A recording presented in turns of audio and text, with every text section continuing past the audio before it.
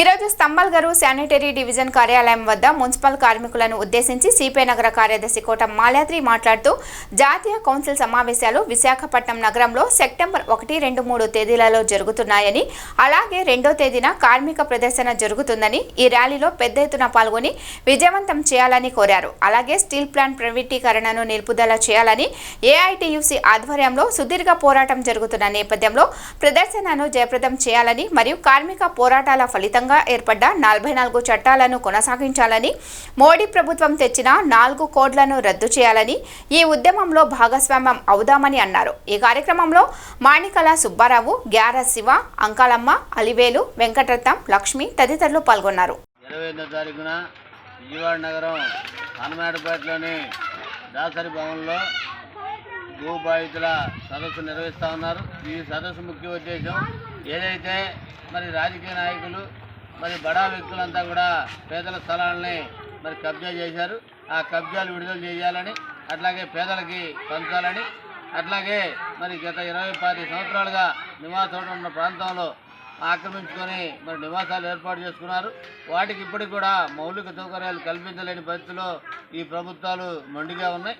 ఈ పరిస్థితిలో మరి సిపిఐ ఆధ్వర్యంలో జరుగుతున్న ఈ భూ బాధితుల రాష్ట్ర సదస్సులో వాళ్ళందరూ కూడా సౌకర్యాలు కల్పించాలని, రోడ్లు కాలువలు ఏర్పాటు చేయాలని, అట్లాగే మరి ఇన్ని సంవత్సరాలుగా ఉన్నప్పుడు కూడా మరి పట్టాలు ఇవ్వలేదు కాబట్టి వాళ్ళందరూ కూడా మరి పట్టాలు ఇవ్వాలని సిపిఐగా జరుగుతున్న ఈ సదస్సును విజయవంతం చేయాలని కోరుతా ఉన్నాం.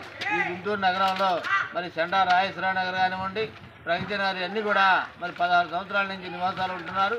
ఇప్పటికీ పూర్తి స్థాయిలో మరి అనేక సౌకర్యాలు సిపిఐ పోరాట ఫలితంగా మరి పొందాం తప్ప ప్రభుత్వాలుగా చొరవ తీసుకొని మరి రాజకీయ నాయకులు మరి కార్పొరేటర్ ఎలక్షన్ ముందు కార్పొరేటర్ వస్తాడు, ఎలక్షన్ అయిన తర్వాత ఎమ్మెల్యేలు వచ్చారు తప్ప వాళ్ళు స్వయంగా మరి ఇప్పటికి కూడా ఈ ప్రగతి నగర్ సంబంధించి ఏమాత్రం కూడా మరి పనులు పూర్తి కాలేదు. మరి సిపిఐ పోరాట ఫలితంగా ఈ లైట్లు తెచ్చుకోగలిగాం, అట్లాగే ఇంటి పనులు తెచ్చుకోగలిగాం, అట్లాగే పల్స్ సర్వే జరిగింది, స్వచ్ఛ భారత్ మరుగుదొడ్లన్నీ కూడా మరి కట్టించుకోగలిగాం. కానీ రోడ్లు కాలువలకు సంబంధించి మరి శాశ్వత పరిష్కారం దొరకని పరిస్థితి. అట్లాగే పట్టాలకు సంబంధించి కూడా సెంటు గజాలు ఇస్తామని చెప్పి ఇక్కడ ఖాళీ చేయమని చెప్పి కూడా గత ప్రభుత్వం మరి ఎమ్మెల్యే గారు కూడా ఆ రోజున ఏదైతే మరి ఒత్తిడి చేసి పంపించినా కూడా సిపిఐ పోరాట ఫలితంగా అందరూ కూడా సిపిఐ మీద నమ్మకంతో ఇక్కడే ఉన్నారు.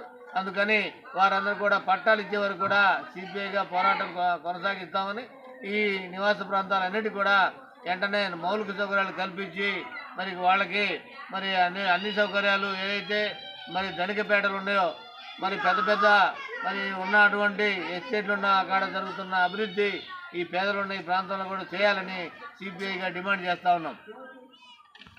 సదస్సును విజయవంతం చేయండి, విజయవంతం చేయండి. భూ సదస్సును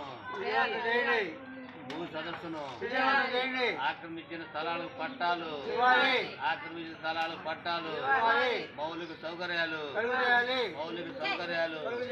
రోడ్లు కాలువలు, గత 20 సంవత్సరాలుగా నిర్మించిన పేదలు నివసిస్తున్న వాటికి పట్టాలు,